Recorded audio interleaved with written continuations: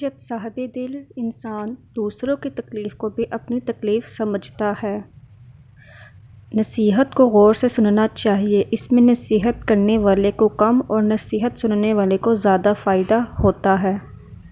بادشاہوں کی ناراضگی کے سبب حق گوئی کا فریضہ چھوڑ دینا اہل حق کا شیوا نہیں۔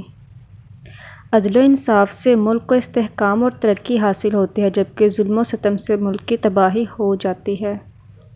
ظالم جب تک ظلم نہ چھوڑے اس کے حق میں بزرگی کی دعائیں بھی قبول نہیں ہوتی۔ اندازہ لگا لو کہ ظلم کتنا بڑا گناہ ہے۔ برے کام کا برا انجام ہوتا ہے۔ ظالم اور ناشکرے کی دولت و نعمت ضائع ہو جاتی ہے اور شکر گزار دونوں جہانوں کی سمیٹ لیتا ہے۔ اللہ تعالیٰ کی راہ میں خرچ کرنا اور مخلوق خدا پر رحم و کرم کرنا ہی انجام کار اخروی کامیابی کا ضامن ہے۔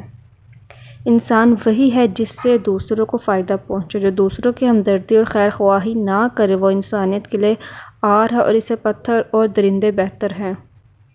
دنیا بے وفا ہے اور انتہائی ناقابل اعتبار، اس سے وہی فائدہ اٹھا سکتا ہے جو مخلوق خدا کو راحت و آرام پہنچائے گا۔ جس کی بیوی غیروں کے سامنے ہنسے تو سمجھ لے اس کا مرد مرد کہلانے کے قابل نہیں۔ گلچھڑیں اڑانے والی عورت کا خاوند اگر اس کو روک نہ سکے تو اس کو گونگا بن جانا ہی بہتر ہے۔